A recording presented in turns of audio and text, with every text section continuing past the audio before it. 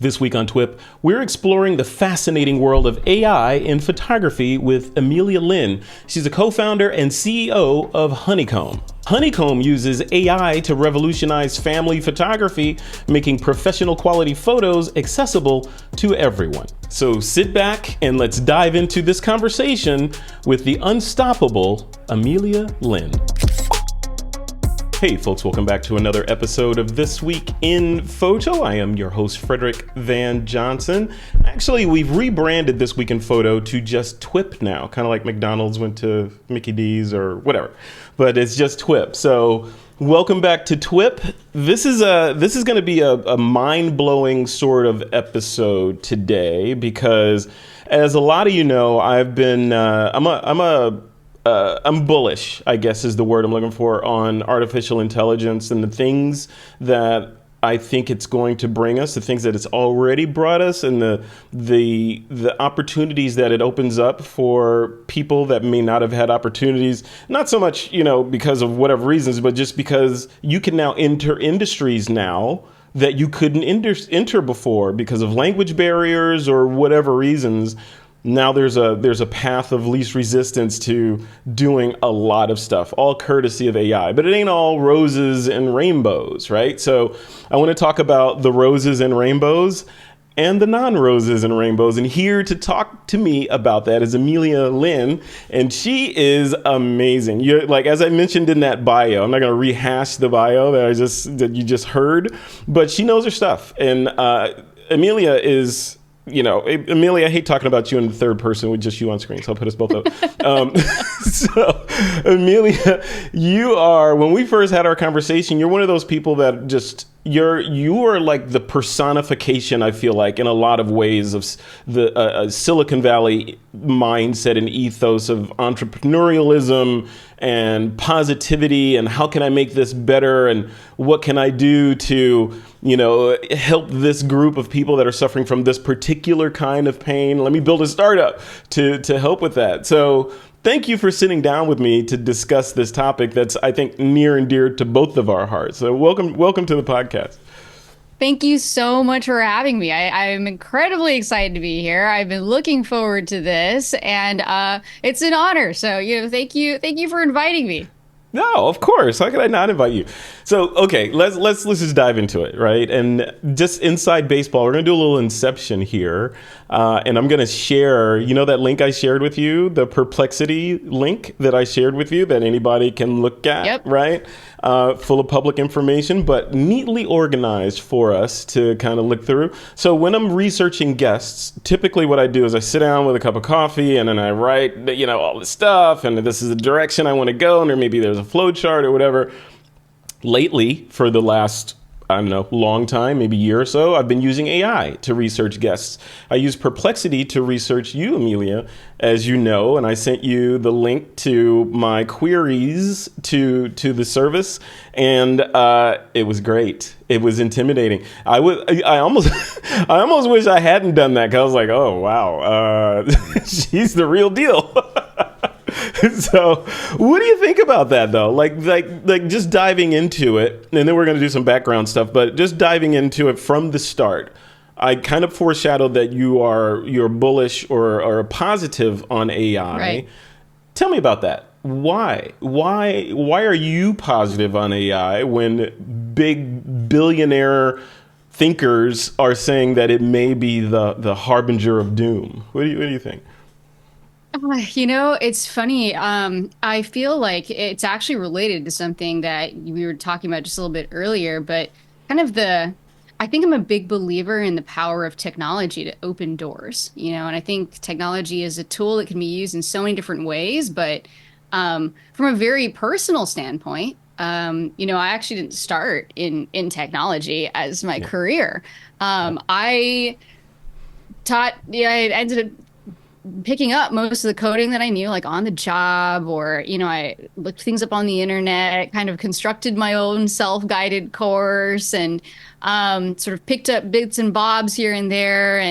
And all of those things actually ended up opening so many doors for me. I couldn't be doing the job that I'm doing. I couldn't have had the jobs that I had it not been for technology kind of opening those doors to me. And I come from a family where my mom and dad had very little education. My dad didn't get formal schooling past age 12, and my mom until about age 16. And they were huge. Um, they were autodidacts, and they kind of picked up stuff and ended up being able to go back to school at a much when they were a lot older. But I think the possibility of technology to open doors and increase accessibility in a lot of different ways is something that I feel really passionately about, you know? And Yeah. from a very selfish standpoint, I just get excited about the idea of kind of what is new, like what is the future going to look like? You know, what's the world going to be like in 10 years? Like, I think those things have always gotten me super, super curious. So it's those things put together. Yeah, I love that. I love that. Yeah, we have similar molecules in us, right? It's because, yeah, I feel the Yeah. same way about this stuff. One just sort of some background or information. You are, as I mentioned in the introduction there in your bio, you're a Harvard MBA, right? And I'm Yeah. So, curious about the path of a Harvard MBA to I know what the path is, but describe the path of moving into Silicon Valley and becoming an entrepreneur and all the risk and all that stuff. There are a million different directions you could have gone with that degree. Why the yeah. hard stuff, entrepreneurial Silicon Valley stuff? Um, it's funny because I do think this story probably starts even before that. If you had told me that I was going to end up getting an MBA from Harvard, when I was in college, I would have thought you were crazy because Yeah. I was a physics major. I was studying at Harvard, but I wanted to become a physics professor. That was my vision for my future was I was going to go into academia, and I worked in science research labs, and I got to work on some amazing technology in those labs. And so I think actually those labs are maybe what I would credit with my interest in startups because some of the nanotechnology stuff that we were working on, I mean, we're talking really sci-fi kind of possibilities. This was stuff that was going to enable space elevators. This is going to be stuff that enabled smart textiles that could monitor the health of the wearer, like kind of mind-blowing things. And I remember asking the guy in charge of the lab, I was like, this is so exciting. When can real people use the stuff that we're working on? He said, oh, Amelia, it's so exciting. It might even be within our lifetimes. I mean, that's the pace of academia, right? And to me, I think that was kind of the moment of really an impatience around wanting to get technology into the hands of people who could really use the product and like experience that impact. And that was the first time I ever heard of Silicon Valley. So I was in college and I heard of this kind of magical faraway land. I didn't really know that much about it, but I knew that those people, well, they seemed to be really good at taking an idea and making it real at warp speed. And that's kind of the second half of the equation that I'm so curious about because I feel like I spent all my time on the science research part, right? Like kind of developing the core technology, but what about making it real and making it usable? So I ended up moving out to Silicon Valley and I joined a small startup. I just kind of decided I was going to learn by jumping in the deep end, just see how people work. Um, Yeah. and so by the time that I was going back to Harvard for my MBA, I knew by that point, I knew that I wanted to stay in tech. I knew I wanted to stay in startups. I felt like I'd found a place that felt really right for my personality and kind of what excites me. And it's really just about that, building new technology and making it usable, for real people. And then when I graduated, I was a senior product manager at Udacity for a few years. Again, was just always very excited about working on products that would enable access to many more people. Udacity is an educational technology company. Our customers were people who came from outside of technology. They were truck drivers, they were nurses, they were stay-at-home parents who wanted to break into the technology industry but didn't have the traditional background and training. And we provided through our technology like coursework that would enable them to access, right, things that they might not have been able to access otherwise. So then I left my job in 2018 at Udacity to start Honeycomb, and I think really, it's a very similar ethos that drives what it is that we do today. let's talk about Honeycomb, because Honeycomb, I mean, that is the overlap. Like, people that are listening to this podcast are like, hey, this is This Week in Photo. It's not This Week in Artificial Intelligence, although they're kind of converging. But Honeycomb, I don't want to like lead the witness. Explain the mission statement of Honeycomb and how it came to fruition.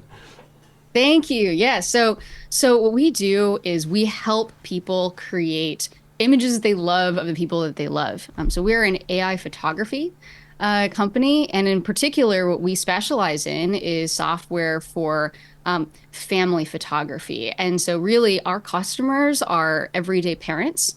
They are typically not as skilled as you and many of the other guests on your show have been. They might not have that kind of training, but for one reason or another, and there's a lot of different reasons. Sometimes it's where they live, sometimes it's their economic situation. They haven't always been able to access and afford sort of the professional studio environment, but they would love to have something of typically it's their kid or sometimes like a newborn. And they're like trying to get a photo and it's just never, it's not as good. It's hard to get a great photo, that. And so, Yeah. and so they'll use our technology to create memories of their kids' newborn photography, birthday invites, holiday cards. And probably the thing that's most unique about what we do is that we have the most realistic outputs specifically for kids and children and babies. Yeah. So that is Yeah. our specialty. And you started early on with that, because I remember at least when I was first kind of swept up in the whole AI wave, there was like a, I don't know, a gold rush in the app store of different apps that, let you, hey, upload your photo and then we'll do all this crazy stuff to it. In fact, Yes. one of the avatar photos that I use all the time at conferences and everything came from my first try with that, because it came up with this, like, I don't know, Obama looking, Hope looking shot of me. And I was like, that's the me I want to be. I'm going to use that. You're like, I look visionary. I like that one. I look great. Okay, I got everybody fooled. Yeah, so that kind of stuff. That's when I started. So Honeycomb is but advanced, right? You're doing more focused Yes. stuff, and it's not. Yes. Yeah. Okay. Yeah. Which is great. How's the business going? How's the adoption been when you launched it, and now how is it? Is it everything you dreamed of? Are you overwhelmed? It's a story. It's a story. It's a story. So, I remember that when we first decided we were going to build our AI features and it's going to be this virtual photo shoot. I remember our investors thought we were a little crazy, my co-founder and I. They were like, really? And they were like, hey, Nicole, Amelia, like, are people really asking for that? Are your customers like asking for that? Right. And at the time, we said, listen, no one's asking for it, but that's just because they haven't seen what's possible. Like, no one asked for a way to post 140 characters on the internet either. No one asked for Twitter, right? Or like, Right. and sometimes you have to put something in front of people for them to go, whoa, okay, hold on, that's really amazing. I didn't even know that was possible. And that's what we believed was going to happen, because we were like, all right, well, you could create avatars with this, you could create LinkedIn. And we're like, but what about, and we really focus on parents. And we're like, well, what about just like everyday parents? Like, these are the people who are, they're our friends, right? They're the people that we know. And we're like, well, who's thinking about them? And like, what are the problems that they have that could really use some solving? And we said, we really think that this has to be put in front of people for them to get it. Yeah. So the first stage of the journey was a lot about faith. It was a lot of like, everybody's like, oh man, we got asked to come back to Harvard and give a talk on AI and Wow. the impact of AI in businesses. Yeah. And we went up there and we thought it'd be fun to give like a little preview. We hadn't even launched the feature yet. And we showed our AI photo shoot features for newborn photos. And boy, was it polarizing. Oh man, it was Hmm. like the whole room, half the people in the room said, I would totally use that in like a second. And the other half was like, that is so weird. Like, I would never, ever use Perfect. that. And And you it was got to like, market just like that. it was a huge debate. I mean, Yeah. it Yeah. was extremely polarizing. People were like, that's never going to work. So we launched the features and it was quiet for about 2 to 4 weeks. 2 to 4 weeks, wasn't much going on. And then we went viral on TikTok. So Mm. we went viral on TikTok. What's that like? Um, Jeez. it was wild. So we always believed it was possible. Like I really believed it was possible. So in some sense, I wasn't totally surprised because like we always thought this could happen.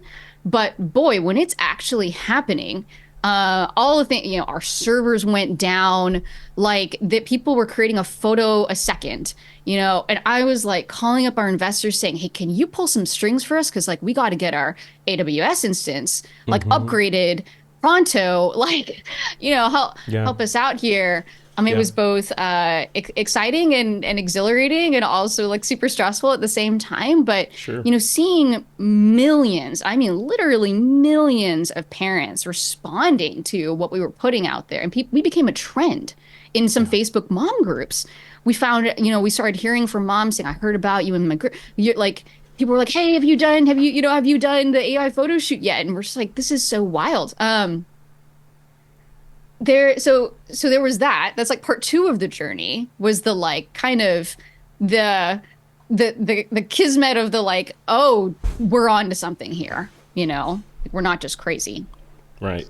Right. Then, Yeah. And yeah, I want to hear the rest of that, but I want to make oh sure I yeah, don't forget to ask you this. I need that link to yes. that viral TikTok Ooh, I will to send it to share in you. the blog post. I will embed it in the blog post for this episode so you It's can see wild. what launched Honeycomb. Yeah, for sure. Oh man. Yeah, and it was a video of it was like a video my co-founder made of her daughter. It was her trying to get a photo of her daughter and kind of failing at it, Yeah. and her daughter's Been like there. really miserable and crying, kind of throwing this tantrum. Anyway, um, and so this then the next piece and kind of where we are today, which is really interesting, is really in watching what it is that people are creating in the app. And the most interesting thing to me is we're really seeing a pickup specifically in newborn photography. So at the beginning, there was we kind of put we had a bunch of different styles. There were ones that were kind of more fun and sort of fantastical. It'd be like, your daughter riding a unicorn, like your son like driving a race car, these things that could never happen in real life, but Hmm. you can create them now. But we really started to see a lot of pickup with newborn photography. And recently, it's actually been coming from outside of the US. So Hmm. we're seeing more and more traffic coming from, yeah, just countries that we weren't expecting. We're talking like Philippines, Myanmar, like Malaysia, Um, and so, to be honest, I think there's a part of us that's still kind of teasing that apart. Like, I'd be pretty Yeah. curious. I'd be curious. I don't know if any of your listeners are like, "Hey, I know what's going on." If so, I'd love to hear from them, and Yeah. like, tell me what is the reason? I'm like, are we behind? Is the United States behind? Are these countries like, like picking up It's not a AI faster stretch. than we are? I I Yeah. honestly, because we do no advertising outside the US, and so I really actually don't know like how it is that they're finding us, but it's very clear that like kind of the most popular thing that people are researching for is kind of like the stage like newborn photography. And our hypothesis is that these are people who just they may not have access to get that. They maybe have seen those images on Instagram. They're like, that's really Hmm. cool. I want Yeah. that. But they might not be able to access it themselves and maybe never have been able to. And now if they can, even if it's, 95% of it, they're like, but it's for a fraction of the hassle and the time and like all these other things. They really want to try that. So Yeah. And that's that's kind a of where we are today. Yeah, That's a good evolving, segue. adapting. That's a really good segue into okay, so the This Week in Photo audience is advanced amateurs, and professional photographers, right? And Yes. over the last 18 months, 2 years plus, the scuttlebutt in the creative community has been AI is Pac-Man, and we are those little dots, and it's eating us, and it's going to consume us, and what's next. So I think I look at this, and I know the answer to them. I'm going to lead you on this one a little bit. But we'll see. Maybe we'll disagree. Who knows? We may. But I look at this and I think, first of all, AI is a train. You're not going to stop the train. So you can complain about it. You can spit on it. You can throw little rocks at it. You can write 15-mile long blog posts about it. It ain't stopping. It's going to keep going. The whole new companies like all these companies are popping up that are helping people do different things. So on the newborn photography side, the people that have studios and they do the little swaddles and the soft focus and those photos, those amazing photos. And I know some of these people, they're amazingly talented photographers who are, in some ways shaking in their boots. On the one hand, they'll say, well, okay, well, that's that. Now that they can use the service, people don't really need me. On the other hand, I look at it and I'm thinking, the people that are using these services probably weren't your customers to begin with, exactly. Right? Because you are high-end boutique, high touch, all that stuff. People want that experience with their kid. Which is great. Nothing wrong with that. The other side of it is where you guys come in for the rest of the market. Am I right? Yes. Am I close? You are very much on target, and it's something that we've really learned over time too. When we got that big influx of interest, we were like really trying to learn, who is it, right? Like what kinds of people are responding to what we're putting out there. And we don't see ourselves as we're not going to convince like people who are already customers of professional portrait studios. They're doing that because for them, like that is worth it to them, and they're like very happy to do that. And we're not trying to convince them to switch, nor will they, honestly. Like they already have what they want. But there's 90% of people who can't find the time or the energy or can't afford it or are too far away from the photographer who they want to work with, and so really what we're seeing is that the people who are coming and using us, they're people who have never had the access to photography at all. Yeah. So there's that piece of it that I really see us as.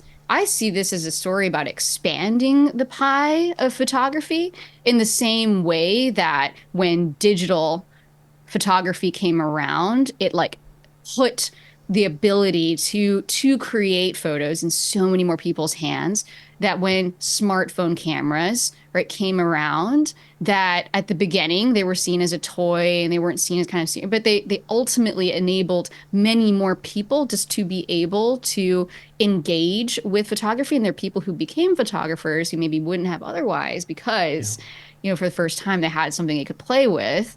And the other side of it is that, and this is very recent, I would say I've only really noticed this in maybe the last 4 months, 2 to 4 months, is that we're seeing more and more photographers, especially in the newborn space, adopt AI into their workflows because it's actually really helpful for them. So there's a whole category on Etsy now for AI newborn backdrops.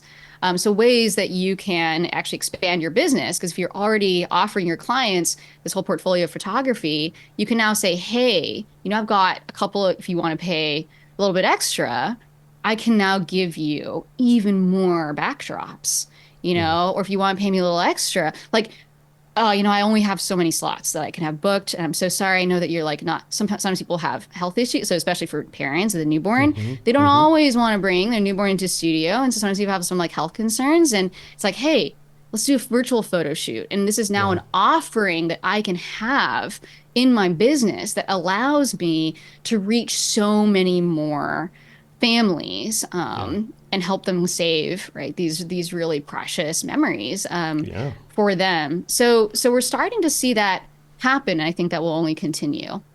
I think you guys probably blew up, or I'm guessing you probably saw a spike at least during COVID, right? When everyone was on shutdown, or was the business up and running at that time, or like or were you still in the We did. whiteboard We were up process? and running. We were up and running, but our AI features were focused in a very different place because generative AI hadn't progressed to the point where it is today. So at Hmm. that point, we were focused more on using machine learning and AI to help you select your favorite photos. So people would upload their photos to us. We're kind of like a private album. And then we would help you, we would kind of proactively select like the best ones and Yeah, send like them back to curate. you and say, hey, yes, yeah, curation. So we were more focused on curation at the time. And but the when we really blew up and when we went viral, I want to say I don't think we were like totally out of the pandemic yet. It wasn't in like the depths of lockdown. Um, we were some. It was kind of somewhere in between. It was like Yeah, that, we like were transition. past the Yeah, point of the world is not ending. Actually, there we may yeah, yeah, actually get through this. Yeah, I remember. yeah, yeah. Yeah, Yeah. So I think it had yeah, less to do with the pandemic and more with maybe just the evergreen sense of like, oh my God, this is so much hassle to like hmm just try to hmm get my kid to just smile for the photo. Can you just sit still and like smile? I yeah, think I got the yeah. age old challenge. Oh yeah, yeah. My daughter, she's 10, turning 11, and even now it's hard to get a good. She's beautiful, like she's this beautiful kid that I like. She's a muse, right? Oh, And but oh. I think she goes out of her way to not be cute because everybody's telling her she's cute all I the did time, that. whatever. So yeah, so she's just like always making funny faces, and so no good pictures of her when she's not a monster, right? I was that kid. I Yeah, was totally that kid. Yes. I hated getting photos taken of me. And so I would deliberately make like the worst face and that's pose her. in all the photos because I was trying to get my parents to stop taking pictures. And so, yeah, if you look at my pictures, I just look awful. Anyway, Yeah, no. yeah. There we go. Yeah, Yeah. there we go. I got very few pictures of me when I was a kid. But yeah, just because digital and all that.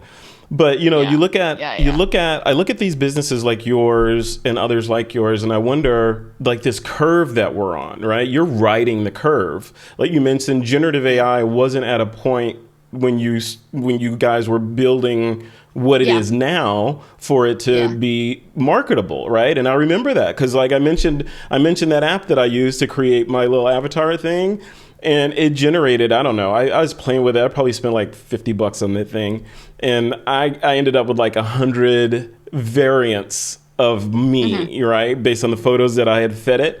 And I would say out of those, maybe 5, 10, and this was way back when, right? This was pre, I can't tell if that's a Right. photo or not, mid journey and all that, right? It Yeah. was it was pre that. Yeah. It was Yeah. 12 finger mid journey, right? Back in Right. that Right. day. Right. Yeah. Yeah, Yeah. yeah, and weird faces and pupils pointing in different directions and all that. So, how did you guys get through that level? That forest of, and the other side of that question is, well, A, how did you get through it? And the negative perception that got splashed on generative AI because of those early kind of Hmm. efforts and the iffy output of humans and just weird nightmare fuel that the AIs were creating. Yep. So now a lot of people tried it. They're like, "Yeah, I heard about this AI thing. Let me try it." And then they get, an alien or something that doesn't look realistic, and they never try it again. So you come along and you're like, "Hey, we got this thing. It's powered by AI." And you're like, "Oh, really? Yeah. Yeah, AI, that thing? No, thank you." Oh, So oh man, when we told people we were doing AI for baby photos, oh man, people were like, "No, that sounds like a terrible idea." I mean, oh man, I felt like we took two of the most radioactive topics out there, like AI and like your children, and we like yes, combined them, right? I yeah, mean, I was like, "Are yeah, we asking for this or what?" So, yeah. um, I think. It's a mixture. When we went viral, not all the comments were positive, Of right? course, I mean, yeah. it was very polarizing. People were either like, "Wait, are you saying this could like save me 12 hours?" So there's like the super positive stuff, right? But then there was Hmm. also people who were like, why would you ever do this? Like, why don't you just take like a normal photo? Like, I don't understand why anybody would ever do this, you know? And so there was like a lot, there's definitely, I think just a lot of strong reactions on both sides. And I think for us, there's a really deep faith that this whatever you see in AI, it's the worst it's ever going to be. It's Yeah. only getting better every day, and the pace at which it's improving is mind-blowing. Right. Like, I spent my whole career in Silicon Valley, so like I've seen all the tech trends come and go. You know, you want to talk Hmm. about it like VR, crypto, like whatever it was, right? All of it. Like I Yeah. have never all of it, right? I've never been more excited. Like this is the most excited I've ever been about a technological change because it's real. You know, there's a lot of people who are just like, hey, this is like a hype thing. Is this going to go away? And I'm like, it is not. Like Yeah. the, I remember the days, it feels like it was long ago, but it wasn't that long ago. They're like, the hands are weird. And I was like, you're focusing on the hands, but look at like the rest of the image. How long do you think it's going to be before the hands get figured out? Right. You know? And like, and then like video came out, and Yeah. now I mean like there's music that's I mean, and it's Oh my God. so Yeah. I'm I think experimenting I every think night, Amelia. Every night I'm experimenting with different services and it's just mind blowing, it's you know? crazy. Yeah. Yeah, I mean, there's a lot of eras in history where there's a big technological change that change. Like the smartphone is a great one, right? And like think Hmm. about and look at the impact that's had on the industry. But I do think that one of the things that feels so like just really present with this particular era that we're in is how quickly the technology is improving. So, Yeah. you know, I talk to people about how um, you know, they're like, well, you know, maybe it's going to get there in like 10 years. And I'm like, this is not a 10-year timeline. We're Hmm. talking a 2-year timeline, you Yeah. know? Right. We're Because talking like the within, rules yeah. the rules keep changing, right? And what's possible keeps moving further and further out. I didn't think Yes. like any of the stuff that I can do Yes. literally on the phone, right? Sitting in a drive-through at Yes. Starbucks, like I could create something that didn't exist So before I wild. paid for my drink, right? It's And crazy. Yeah, go ahead. we take that stuff for granted. I mean, like, so, you know, when the very first like photograph was invented, the heliograph, it Yeah. was, you had to wait like 8 hours or several days, you know, for Yeah. that thing to develop. And at the time, people were like, that's so slow. That's so slow. Like, who's gonna No, do I bet that? they were like And now that we so take it for granted. fast because commission a painting. That's true. And that, A lot of that's when commission a painting. That's true. You like know, and now wow, I can get it that quick. Are you know. sure? And we take it so for granted that we Yeah. get to just not only capture, photograph instantly, share it instantly, post on social media, and you know you've taken a photo and you shared it with the world. You Yeah. know, because we just grew up with that. We're just, you know, but like our kids and like they're gonna grow up in a world where all of this is taken for granted. Like Yeah. all of this creation is just gonna be at their fingertips. They're gonna be like, oh, that's like so crazy. You know, there was a time, you know, like Yeah. mom, when, you know, like you had to wait that long. And so I think there's part of it is that one piece is that technology is moving quite quickly. The second one is that I would say the cultural shift is happening faster than I thought too. So I'll give you an example. I was checking our Google Analytics a couple months ago, and so it tells you what Google search queries people are searching for and how they find our website. Yep. So how they find Honeycomb. So the number one was Honeycomb app. So like that makes sense. If you're searching for Honeycomb app, then you're probably looking for us and you're probably going to click on our link. But the second one was AI newborn photography. And I was so shocked to see. I was like, who's searching for this search term? Like, this is a search term? And I checked. I went back a whole year. I said, all right, look at this time last year. How many searches were there for AI newborn photography? Zero. Zero. No one was searching for AI newborn photography a Wow. year ago. And so my belief is that what's happening is that we're somewhat benefiting from the LinkedIn headshot avatar kind of generation of applications, somewhat paving the way for companies like us. If you want to think about it, right? Like you tried out those apps and they were still kind of early, but you got the idea of like what it was about. Yeah. So what's happening now is like a lot more people have tried those headshots and they're starting to think, wait, I used that. I used that for my LinkedIn shot. Like I wonder if there's something out there to help me edit my baby photos, to get me a backdrop. And so you're starting to see people actively thinking to look for these things that honestly, I thought it was going to take a couple more years. Yeah, it still feels like science fiction. Yeah. It totally, all of this feels like science fiction to me. Like it's just, like I did this talk. I mentioned to you, I did this talk on AI at the Infocom conference a couple weeks ago in Vegas, and part of my talk was like, I did this weird talk. I like doing kind of like non-standard talks, especially with people are just numb from looking at PowerPoint all day and all that. So I go in and I do this. You wake them up. I wake them up. I do this talk. Part of the talk was a hypothesis about AI. The whole talk was about AI. Interesting. Yeah, okay. but I wove fiction into it. So tell me what you think about this. So basically it was, so AI came on the scene really quickly, like from our standpoint. Sure, it's been in development forever. If you read back on what OpenAI and NVIDIA were doing way back in the day, this isn't like this. They didn't find this gold coin and now we have AI. People have been working on the different pieces for this. A long time, yes. A long time. And now because of the advances in technology and bandwidth, et cetera, it now makes sense to roll out to us carbon-based life forms, right?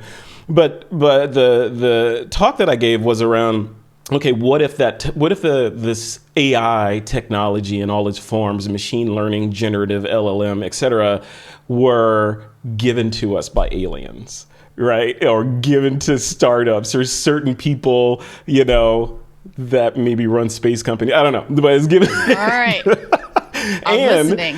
But it gets deeper. I'm a science fiction nerd, so this is where it's going. I like science fiction too, so yeah. So you're gonna like the rest of this then. So the idea was, okay, we got this technology in, and the generative AI piece of it is not really generating anything. It is instead a portal into the multiverse. And when you type in a prompt, it goes and finds an image from a world that matches your prompt and brings it back, right? So that's the premise. And then based on that premise, live on stage, I used ChatGPT to help me flesh out the story. So we wrote a story on stage that fleshed that out with characters and the protagonist, all of it, right? So interactive. Yeah, so then I took one of those characters. So now we got LLMs, right? We were talking about LLMs. Now we move into generative AI. I'll say, okay, so ChatGPT, write me a prompt that describes our main character that I can then render, right? And give to a generative AI. So it described one of the characters, and there you go. Boom. So now I have a story and a picture from the story. And then I voiced it with 11 Labs and Hedra. So I voiced... That is amazing. And this is all live. This is all live. Like Wizard of Oz here. Oh my gosh. It came out great. But my end goal was to just expose them to what's possible with this stuff. Right. And I'm not a voiceover artist.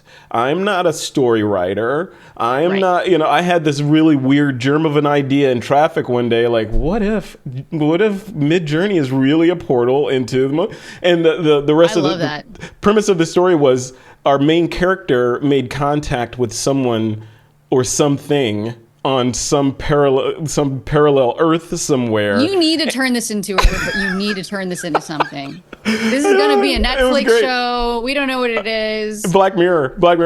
Yeah. And our protagonist we ended it. I ended it on a cliffhanger. So our protagonist was dialoguing with this thing. We had a picture of it. We had the voice. Oh my gosh. But we weren't sure if the thing was evil or good. So, so you're like, and what's going to happen? Are they going to like do something? So yeah, so those kind of things I think are just that was not possible. I could have had that idea, and like it's like a kid, Right. like my nephew is into this stuff. He was sending me renderings that he's making a short story about superheroes Absolutely. using AI and all that stuff. This was not possible before. I remember, drawing ligers on my notepad in school. That was the farthest we could get, was like sketching and trying not to get caught in class. But now we have these AI tools that can do all this. I'm curious, where is it going? Like, where do you think this is going? Yeah. We talked, and there's two directions I want to pick your brain on. One direction is like business, like this. We're in Zoom. We're recording this in Zoom. For better or for worse, one of the side effects or net results of COVID was the acceleration of the work from home dynamic and the acceptance of work from home from larger corporations and all that stuff. And now AI, right? And now AI video. So why couldn't, you know where I'm going with this, why at some point couldn't I have a perfect scan of me done, retouched, make me look like I'm younger again, do all the things, right? Have a clone of my voice from 11 Labs, and all the other things, however you want to build this thing. But what shows up in the Zoom is a virtual version of me, whether the other participants know or not, or I don't know how that would work, but I show up in there and I can listen to the meeting, but I type what I want me to say. And the virtual me says it like a puppet. A lot of ideas about this. What do you think about that? Yeah. What do you think? I have a lot Are we of going ideas there? about this.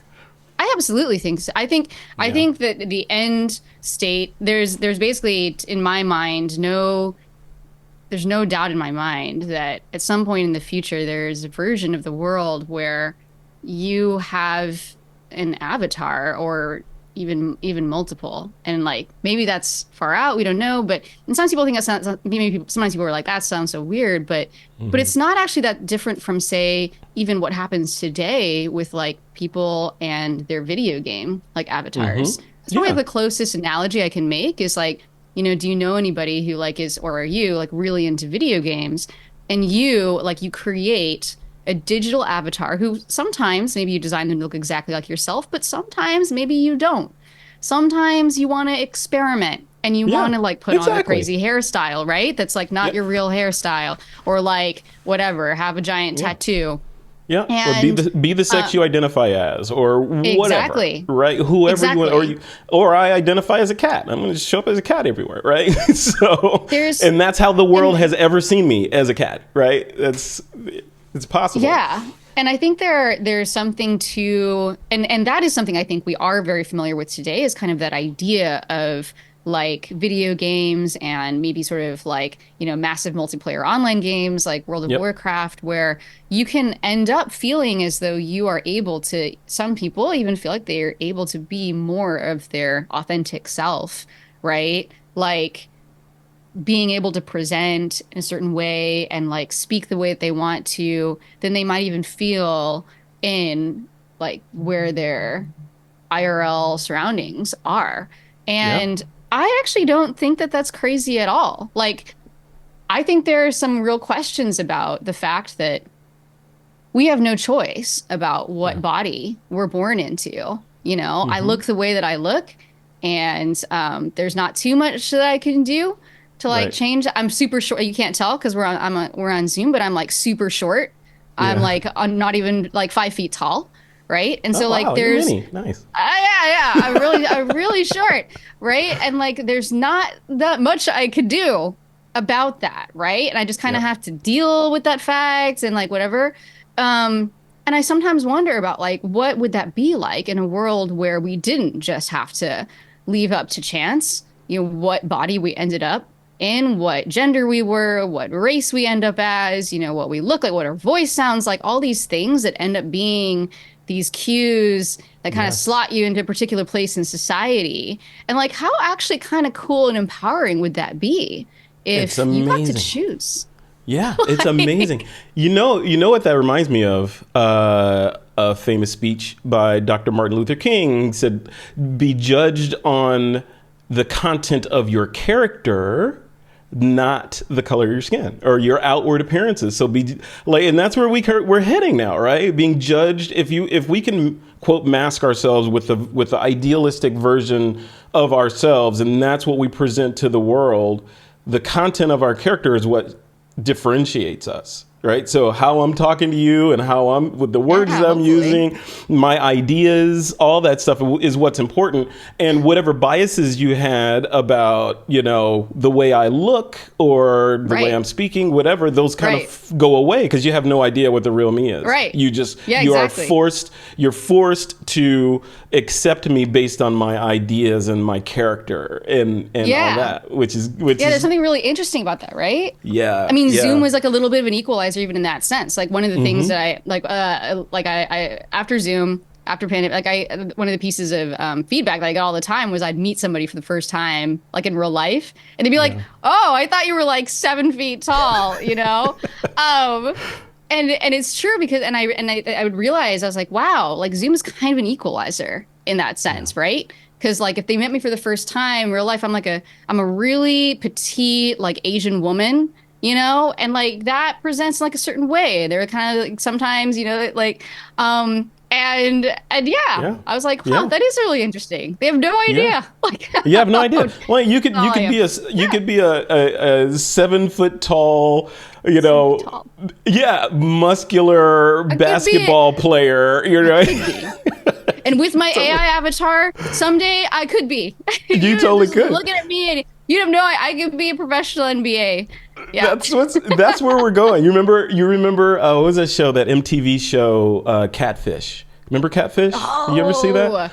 So my gosh. for the audience that may not be familiar with Catfish, go watch it. But the premise was it was centered around, it was one couple every episode, and these are people that were having these long distance, I've never met you before relationship, and it's all like online and chatting, and it was always like the other person for some reason always had a reason not to use video, right? So they were always kind of like this mystery, and at the end it was the big reveal, like, is the person who they said they were, or is the person catfishing and just doing the thing?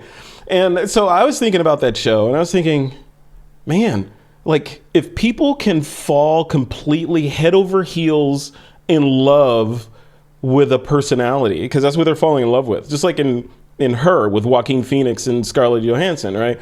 If you can fall in love with a personality or an avatar, somebody who you've never physically hugged, shook hands with, or even seen, but you form an emotional attachment to that person, why can't we do everything virtual like this? Why can't we're getting so sci-fi in this episode? Yeah, I cannot wait to hear what your audience thinks of this. You're gonna be like, these two are crazies.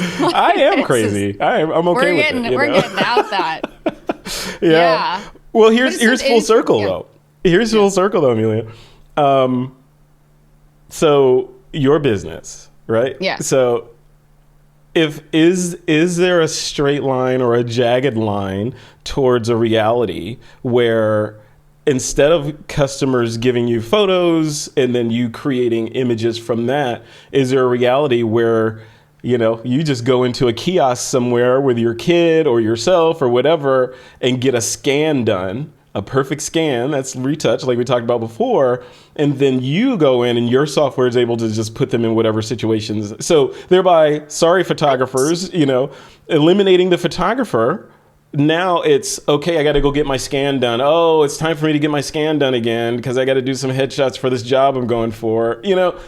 It's that instead of, okay, I need to go find a photographer to shoot me. I mean, it can go in a million different directions, none of which, all are controversial. Like put your your engaged couple in there and have it generate an engagement shoot from their scans. I kid you not. There's actually already people who are searching for wedding AI photography. It's actually like a search term. I know. Is it? It's like, oh my God. Wow. I thought it was going to be one of the last categories to get touched, but like people are already searching for it. It's nuts.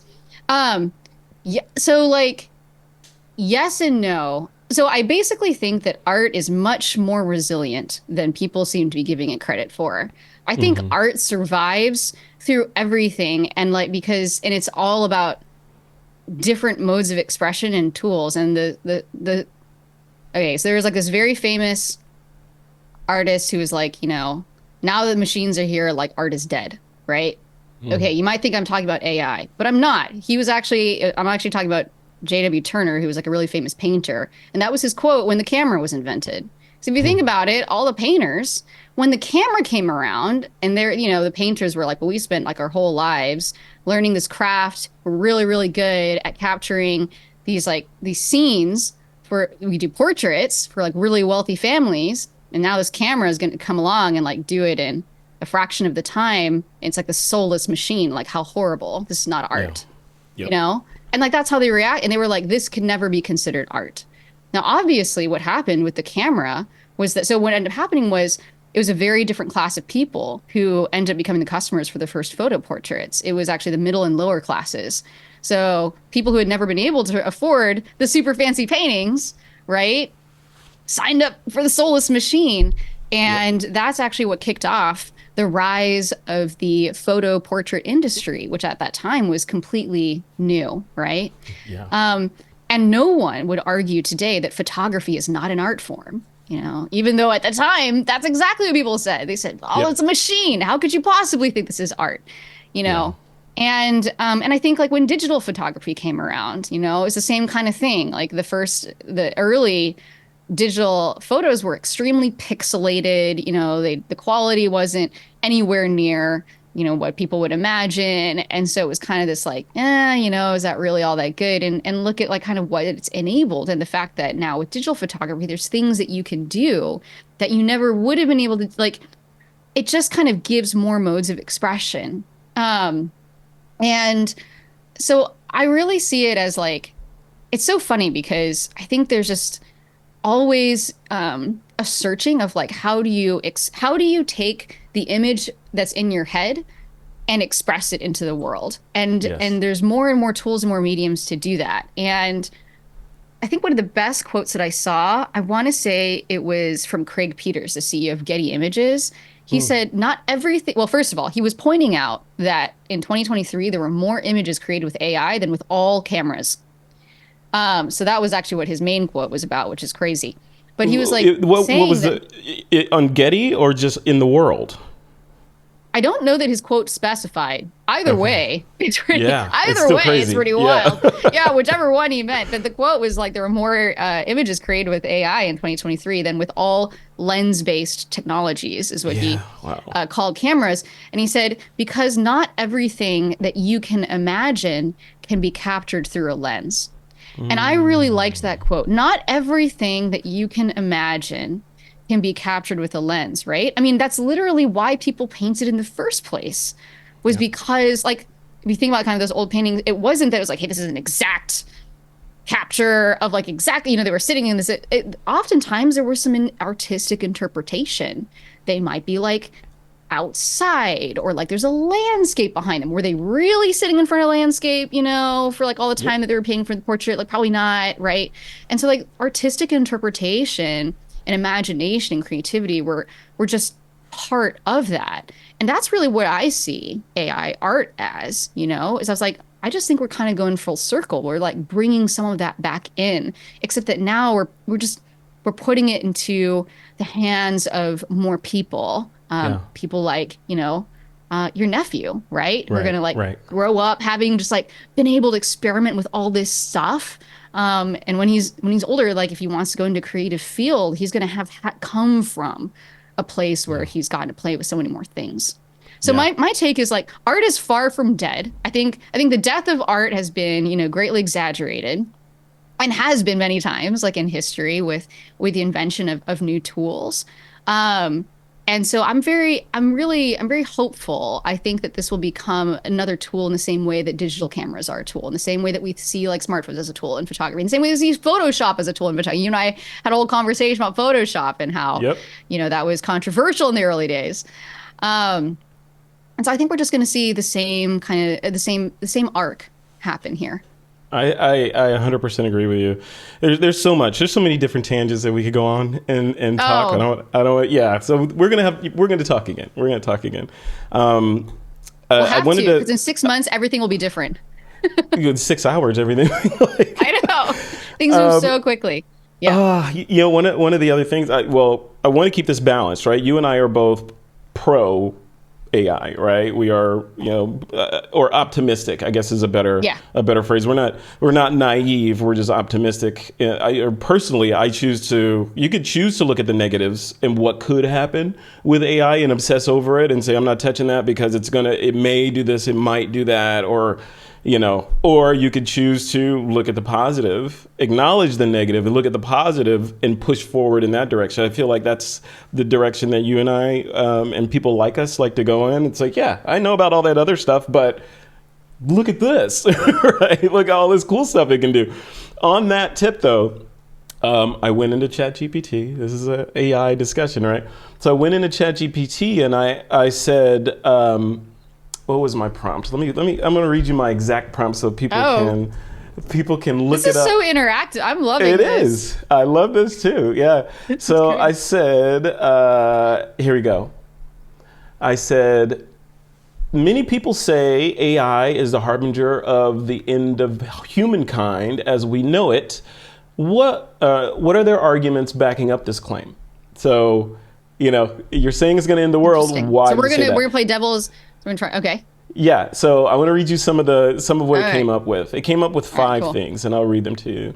And it broke these out, and I'll put this in the blog post for people to read as well. Number one, I don't know if these are ranked, but number one was, let me put this over here. Number one was super intelligence and loss of control. Number one. And under it, there's two bullets: runaway AI, a system that could become so advanced it would exceed human intelligence and control, blah blah blah. Number two, autonomous weapons. The development of AI-driven autonomous weapons raises concerns that you can fill in the blanks there. The second bullet, or the second main heading, is economic disruption and unemployment. So job displacement and economic power concentration. And then three was ethical and moral concerns, bias and discrimination, surveillance and privacy. We're under that. Number four was existential risks, unintended consequences, singularity, and control issues. And this is AI telling on itself, by the way. And then the last one was psychological and social impact, human dependence, and social isolation. All really, really good points. What do you think? Do you think it's should we that's a big question, so I'll put a finer point on it. All that stuff, sure, it's all plausible, but to me, it fits into that. Okay, yeah, it might, but then look at those, all this other stuff. Do you want to not have the positives of being able to do all the things that AI enables for fear of that other stuff? Or do you try to mitigate that other stuff while also doing the positive stuff? I don't know. What do you think about the whole thing? Yeah, I definitely am in the camp of all innovation comes with hurdles and challenges, and like that part is not new. Like safety and privacy and moderation, like we specialize in kids' photos, so we think about this all the time, and we started the company literally while my co-founder was pregnant. And so, I mean, we are our own customers. Like, our own kids' photos are in our app. So eating your own dog food.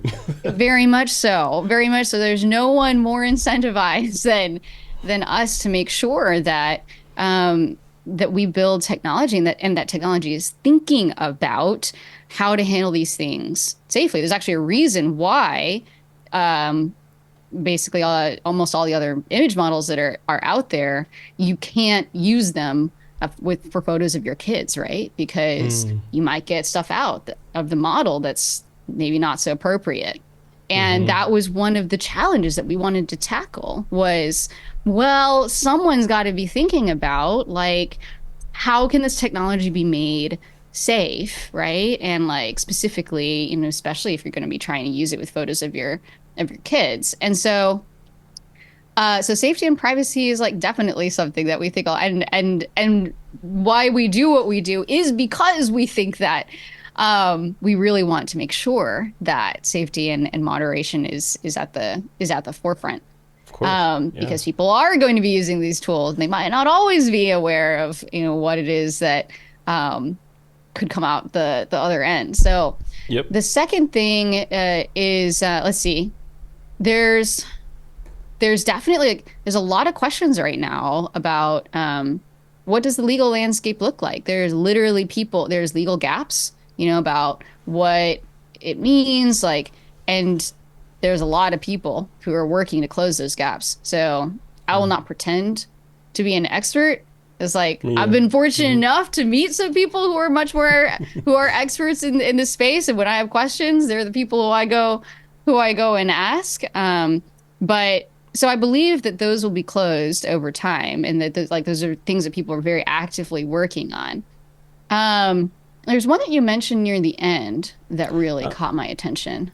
There was existential risks, unintended consequences, singularity and control issues, psychological and social impact, human dependence, and social isolation. I think the social isolation one is really interesting to me because I could see it going both ways. I think right now we're seeing as much evidence of one way as the other, where I think there's an argument to be made that, hey, does this mean that we forget how to connect with each other as human beings? I hope not. I hope that we remember to get out from behind our screen. I love being with people. Me too. I'm definitely, I'm a people person, so I hope it means that we don't lose that part of ourselves. At the same time, I think we are seeing a lot of technology, a lot of uses of AI that are really focused on enabling connection for people who might not have been able to access that otherwise. So I have a friend, Lawrence, who runs an amazing company called The Companion. He did not ask me to plug this. I'm just sharing it because it comes up. And all of his customers are really big fans of sci-fi, fantasy, and they are typically people who want to be able to go to conventions and meetups and to meet other people who share those same interests. But sometimes they've got medical conditions. They're in a place where none of those events are happening, and so they already feel isolated. And therefore, his company is actually bringing them together and actually helping them connect. And using technology to do that. And so I kind of feel like it's up to us, technology is a tool. If anything, my belief is that you can definitely bet that there are bad actors in the world who are going to use AI, they're going to try to do all sorts of nefarious things because the incentives are there. People are going to try to do it. So if we do nothing, then the bad guys just automatically win. And so my incentive is there needs to be more good guys that are thinking about how to build stuff that's actually bringing value to people and are thinking about how to be responsible and are good humans, because we need to outnumber them. That's right. If we want the tide of history to turn in the good direction. That's right. If anything, I love that. if anything, I keep telling people, I want to see more people building an AI. I'm assuming you all are decent humans, so please, we need your input. We know we need you. We need you. Yes, yes. Otherwise, I want to talk about that. Win. We have to talk about that too, as well. The Gen AI stuff and some of the other things you're involved. I have a couple of notes that I wrote down that I wanted to make sure that I threw at you. That because again we're talking to a professional and advanced amateur photography audience, typically very tech savvy, they understand what's going on. They have latest computers, iPhones, tablets, drones, all that stuff. Part of the conversation, as I'm sure you're acutely aware of, has been the fear of ingestion, or I call it the fear of feeding. Even me, when I was naive, of course, at the beginning. So I was okay, I'm going to pull my images in this random app over here and get some cool stuff out. I had no idea what was happening in the black box behind the scenes, or how secure those images were, or what they're going to do with those images. Was I signing my likeness away? Probably. I have no idea, right? So Could you address that a little bit? So there's that, especially with Adobe being in the news with, initially they were in the news with Firefly. When they launched Firefly, they were standing on their I want to say high horse, but a horse. And they were saying, all those other guys have trained on scraping the web and Flickr and all these other things, but we've only used images that are, safe to use. And then we find out that may not be exactly true, right? So, so there are people now. Again, people have a nasty taste in their mouth about giving services their images because you don't know what's going to happen on the back end and what's the long term. Address that for us. Like, how does put our minds at ease, Amelia? I don't know. I was like, I don't know if putting at ease is going to be what I accomplish. But what I will say is I do think that in parallel with everything that's happening, you're also seeing a rise of technology that is specifically meant to enable people to mark their work one way or another, right? Like there's a lot of stuff that's being developed right now specifically to address this, like to be able to say, hey, I'm going to post this image online, but I want, because it's important for me, like I need to be able to put my work out there, but I would like to label it and be able to clearly signal to companies that, hey, this is something that I do not want to be scraped. Or for some people, like, they're like, that's totally fine. If you want to spread my style throughout the world, like, that's cool. I'm just like putting it out there. And so I think this is going to be similar to just like in the development of the web, right? It took a little while for there to kind of become this this sense of, hey, there's tags that you can add onto pages. If you don't want this to be crawled by a search engine, you add this thing, right? Yep. If you don't want, right? And it's like, was that there at the very beginning of the internet? It wasn't, right? And so kind of everything could be crawled. And then there's conventions that came up that said, okay, we're all going to agree that, like, here's the tag, and that way, like, you won't get indexed by search engines. Here's the standard thing. And I do think that you're seeing a lot of that happening right now. So I would say that I feel very optimistic that those systems will happen. But I don't think that they're like, it's like they're being built as we speak. So I very much like can understand why there's like a lot of, like, it's like the being in the middle of it and it being in progress is right. You're in the storm. You're in the middle of the storm, and it's easy to be. Hindsight is 20/20. After the storm has passed, and you look back, or when you're in the storm, you kind of know what's going on a little bit. Yeah, it's very much like that. It's interesting, because that's a. I think that's very much an unanswerable question, which is why I threw it at you, because Harvard, right? So I went through. Well, well, I would say, I mean, I do feel really strongly that there will be systems in the same way that we have systems to mark that you shouldn't crawl. You should search engines, please don't crawl this webpage. Yep. So I think I feel very strongly about that part.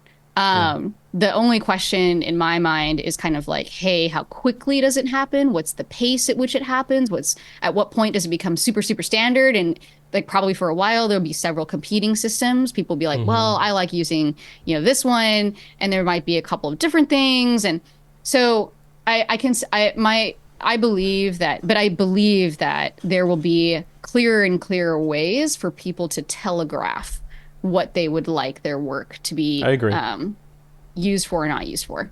Yeah, it reminds me of that you're familiar with the Black Mirror show? I mentioned that earlier, right? Did you ever see that series? Yeah, and remember that one where I guess I forget the whole premise, but a woman had taken out a restraining order for some reason on this guy and wanted to forget him. I think he was the parent of her child or something, and he had visitation rights and all this stuff.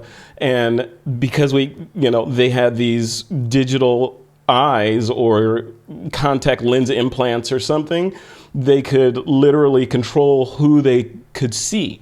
So, and he was just blurred out. Just blur out. So you look at somebody and they're basically redacted. Audio and video is redacted from that blob over there because they don't have the privileges of you being seen by them. Same thing for AI. That's what I want. I want to, in the future, I want to be able to digitally redact myself or have a level of control over that. Like, okay, Yeah. These kinds of businesses can access my digital persona. Maybe there's a digital persona file online with all my stuff, right? My voice print, my face, all that. This company can grab it. That one cannot, right? So, right. Yeah, that kind of stuff. I have a friend, exactly. And like the other way too. Like I have a friend who's a tattoo artist, and he's like, man, every time I need to make a design, he's like, well, I have a very distinct artistic style. And before I make the tattoo, I usually draw the image by hand to show my client for their review. And like that takes a lot of time to just even show them the concept. And then sometimes we iterate on it, and then it can take a lot of time to like redraw it every time. And he's like, can I train an AI on my style? Like I specifically wanted to train on my work so that it can speed up this piece of my workflow, because that would be really great if we could get to an image that they like faster. And so I think it's like it's both ways. I think you want to be able to say, hey, here's how I don't want it to be used. And then I think you also want to be able to say, but I'm not saying I never want it to be used. Like, just give me control. Give me those options. Control. Yeah. Right. Yeah. And speaking of control, I really need to know this, because this is one thing that I struggle with AI. I was watching this, this is a while ago, a couple months ago, I was watching this interview with Sam Altman. And I'm paraphrasing, but he had said something about how they're really not sure how these things are working. They have these models, but they're not 100% sure how they work. And I think one of the things he said was, it learned a language overnight. We didn't tell it to learn that language, but it learned a language because someone asked a question that it could answer. So it went out and taught itself a language. So next time someone asked a question about that language, it was fluent in that language. But we don't know how that happened, right? And that, I was like, what? You don't know. Like, I wouldn't drive my car if I wasn't sure how it was getting power to the wheels. I'd be a little bit worried about that. Like, I'm curious what you think about that. Am I wrong, or do they know how they work, or is it like there's some like truth what to level? There's definitely some truth to it. Like, as in the sense of, for example, like so because we do generative AI, right? And so like when we return images, we usually return a set of images. We'll return 50 or 100, and they'll all be kind of slightly different. And we can never fully like predict or control what's coming out the other end. In part, that's actually the benefit of it, is that like you're never going to get the exact same photo twice. Every single one is unique, right? But it's basically not a symptom, but it's a consequence of the fact that it's a diffusion model, and that he's not wrong in that like, for example, if somebody was like, I want you to debug exactly why this artifact showed up in this photograph. Like, her eyes are the wrong color. Like, fix that in your code. We literally couldn't do that. So there's some truth in that, like, it's not, because it's non-deterministic. You can't, even if I was like, I can't even replicate that problem. It's like, I can't like there's no way for me to like definitely make it happen again. It just might be this thing. It kind of happens like 1 out of 1,000 times or something like that. And so there's some truth to that, of the like, hey, we don't know exactly how it works. It's kind of a probability game.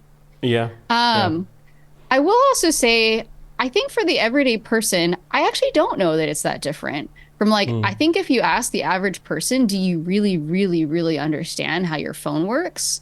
Do you really understand like zeros and ones? Nope. Like, I'm not sure that any human, like, I mean, maybe there's a few still, right? But like, I think most people are just like, I'm happy understanding that like, this is my phone and I use it and it helps me. And Very I've true. accepted the fact, right, that I don't really understand the innards of it. Yeah. Valid. Or like Google. Valid. Yeah. Yeah. Or that, like, I don't know, we take for granted auto navigation, right? Google Maps. Like, I mean, I think we're both probably old enough to remember growing up, and it's like, you navigated with paper maps, And MapQuest. And there's a lot of people who are like, oh my gosh, MapQuest, and like moving like one grid of the square at a time. And anyway, whatever. And I like one of the criticism I think that you brought up earlier was this worry that like, hey, do we become more dependent on technology? And I'm Mm, like, have I gotten worse at navigation since the ability to just be like, take me there? 100% yes. yeah. 100% yes. Like I don't remember anymore like where exactly where all the streets are. And like I used to have a little bit more like, okay, I like have a sense of direction. Now I'm just like, I follow the blue line. you Yeah. know? Yeah. Same You know, here. yeah. And I'm like, but would I go back to a world before that? Probably not, I don't think you could. honestly. I think you'd be miserable. I think you'd be miserable. You'd be like, Miserable. what are these people doing? I gotta run into the house to answer the phone. Are you kidding me? Yeah, we could not Yeah, live in a world that I don't think I could, like at this point, live in a world that right. is less than where we are now. And to your point about just Exactly. Yeah. these sort of the technologies that are black boxes, and we're fine that they're black boxes. Yeah, you're totally right. I generally know how my computer works. I couldn't build one. I know how this microphone works. I couldn't build one. I know how my phone works. I could not build one. Everything, right? I couldn't build this stuff. And like with AI, I And I think think it's like you probably know a little bit more. Like I feel like, a little bit, but I you still probably can't know a build little it. more about the innards. Yeah. Yeah. Yeah. But I think of AI kind of, tell me if this is flawed. I think of AI kind of like a brain. Like we don't know exactly how our brains work. We got brain surges and they can kind of get around in there, but no one can go in my brain and say, this is why Frederick likes this color combination. It's right here, right? No one can do that, right? Or this is Frederick remembering the birth of his daughter. None of that. It's our brains are black boxes. So are we Our building brains are black brains? boxes. We call them AIs, but are we just building brains? Like that's like This is going to super be smart such a brains. sci-fi this episode. Oh man, the liner notes for this episode. But I mean, I you are not wrong. Like I mean, Yeah, we are in a little bit of a sci-fi moment, right? Like there are a lot of totally. questions that Yeah. are coming up right now of like I think it does really force you to like, you know, I was the officiant at my sister's wedding last year and I like, like put a lot of thought into the speech and everything. And after the wedding, I remember thinking, I was like, I wonder how good Chat GPT would be at this. And so I like, Mm, described like her fiance, like their interests, some of the things they like. And then I was like, all right, I'm an officiant, like write me a toast or whatever, right? And I was like, this is pretty good. Like honestly, these jokes are probably funnier than the ones that I told. I was like, I think the machine is funnier than me, you know? And it does kind of make you think it's like, wow, like are we just kind of narcissistic in thinking that because we're humans, like we're just so great and like, irreplicable and right. Yeah. no one can write the toast that I wrote for my sister. And it does Yep. definitely kind of, I think, poke a little, it makes you think. It It makes you does. think about what is the boundary, right, of what we want to Hmm. define as like human or not, or anyway. I have a Yeah. video. I'm going to send it to you afterwards. It's like a parody video, but it's kind of becoming real. So I'll have to send Okay. it to you. Send it. Anyway, I'll send it to Idiocracy? you. Is that what you're talking about? No, it's this like channel. It's Krazam. Have you ever watched Krazam on No, I YouTube? don't think Oh my so. God, he makes the funniest stuff. Oh, cool. Um, yeah, it's basically this like parody video of in the future, like a girl brings home her AI boyfriend, and her family is like struggling to kind of accept him. Anyway, I need to see that. it's Yeah. funny, but it's also like, wait, this is kind of real. Yeah. Send me that. Send me It's that. I need it. real. I Okay, need it. well, Let's okay. wrap this up. What we one of the last things that I wanted to make sure we hit on was Gen AI founders. Oh yeah, Yeah. yes. Let's talk about that. Gen Yes. AI Yes. founders. So Gen AI founders, so it's actually we were the first Slack group that started specifically focused on founders of generative AI companies. So I think the thing that's a little bit different about us versus other communities was, at least at the time, most of the other communities were a little bit more, they're a little broader. It's kind of like founders, like hobbyists, like journalists, anybody was kind of in there. And so we started a Slack group that was really, really focused on people who were building like companies Yep. in generative AI. So that group, it's an application only group. We were really lucky. A kind of word got out about it a bit early, and so we have the founders of if there are people in your audience who are in the world of AI, might recognize some of the company names in there: Copy.ai, Weights and Biases, Galileo AI.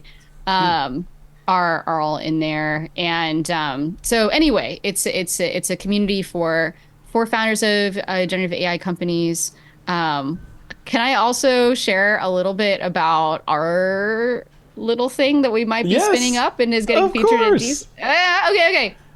So, so I'm kind of gonna plug Frederick a little bit here, but yeah, we are starting along with a couple of other co-conspirators, a group called AI in Photography, which is Yes. going to be the first industry group for professionals in the photo industry, who are proponents of AI.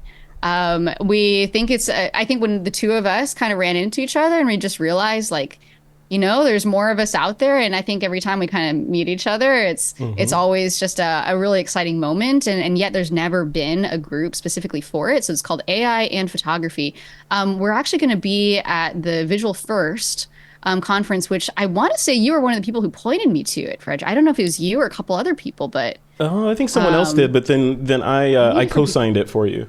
That's right. That's right. Yeah. Like three different people point us at, and so we are going to be. So if anybody is going to Visual First later this year, we are going to be one of the lunch sessions, and so we would love to meet other people. We're pretty excited about this group, and so anyway, I just Yeah. want to put that out there because if there are, as you say, we're like the crazy like AI believers, right? If there are more of them out there who There's millions. want There's to millions. uh, I call us sympathizers. We're AI sympathizers. sympathize, sympathizers, to come and find us or to send us a message afterwards if you want to learn more about the group. It's still really early, and I really want to find out what people are interested in getting out of the community. So I'd be very curious to hear from anyone. Love it. I love it. It's so much. There's so much to dive into here. Oh, I there's a like you lot. saw There's a my lot. notes, right? You saw a bit of my notes in that perplexity prompt I sent you. There were I was like, are more. we gonna get through all this? There's more to talk A about. There's lot. more to talk about. We'll have to do But part two. We'll do part two we'll of the do time. part two. Let's Yeah. maybe we'll do part two in person at Visual First or something. There you go. Yes. Oh, that'd be Boom. fun. Uh Love huh. that. Let's do that. Yeah. Let's do it. Yep. Okay. What's coming up next? What's next for you? So What for are you us, excited about? the biggest thing right now is that we're focused on group photos. So that's a big thing for us at Honeycomb. So to bring people in who are kind of maybe if you have or haven't been following what's going on in AI, a lot of the technological development up until this point has been on what's called single subject, meaning one person. So that's why you see LinkedIn headshots, right? Like Yeah. portraits with one person in it, and that's where historically the technology has been able to have its best outputs.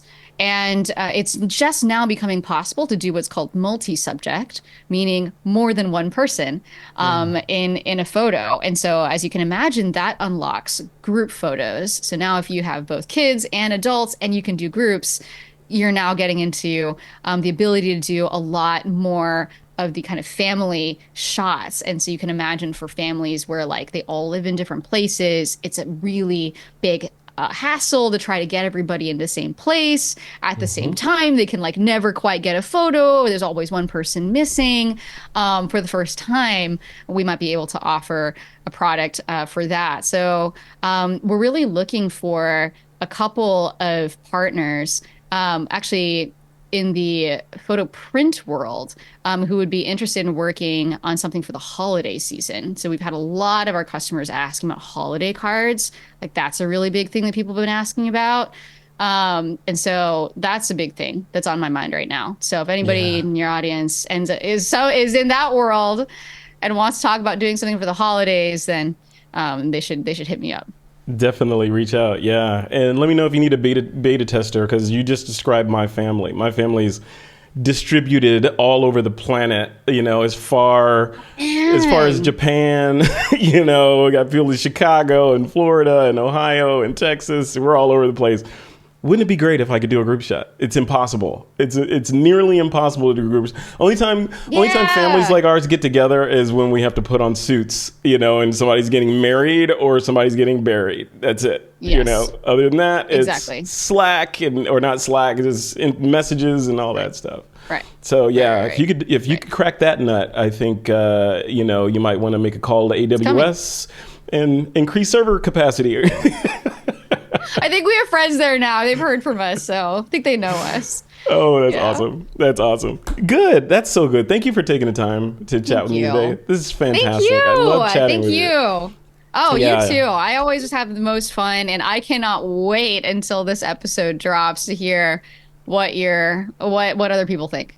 Yeah, you will hear it. You will hear this is going to be polarizing because you're going to get the people that are like, AI is not real photography. It's not real photography. It is something else, right? Like photography is by definition recording light. You're not recording light. You're doing something completely different, right? And I would argue when we came up with the idea of recording light onto light sensitive, cellulose with chemicals on it that react to light, and you develop it, all that was a means to an end. I think that was, man, I want to be able to render this scene, right? And now they figured it out, and okay, now we can do it with these things, and then digital came, and then Photoshop came, and I think the next thing is this AI and how it kind of overlaps everything all at once. It's everything, everywhere, all at once. AI. So cool. Thank you, Amelia. I appreciate it. I will put all your links in the blog post for this episode and in the newsletter and all that stuff. If there's one location where you want to point people to, if they're like listening to this right now and they just, they need more Amelia Lin, where should they go? So definitely if they want to find us at joinhoneycomb.com. So joinhoneycomb.com. That is, you'll see more about what it is that we're building, what is it we're doing. You can reach out to us there. Like, we read everything personally. We really love hearing from people. So please reach out to me there. Got it. Perfect. All right. We will leave it there. My mind is blown. So, okay, this has been an Inception episode, right? So I shared with you kind of like the notes beforehand, and we kind of walked through them a little bit, and then we did the interview and recorded it. So you got a glimpse behind the curtain of how a podcast like this gets produced. I love it. The next thing that's going to happen with this podcast is it will be fed into an app on the Mac that will transcribe it. That transcription will then go into either ChatGPT or Gemini or something like that with a prompt that says, summarize this, create a description paragraph based on what we talked about. Give me 5 or 6 suggestions for episode titles. Give me 5 or 6 suggestions for email subject lines. So smart. Yeah, and it's just based on the transcript instead of me trying to remember what we talked about or Totally. going from my notes.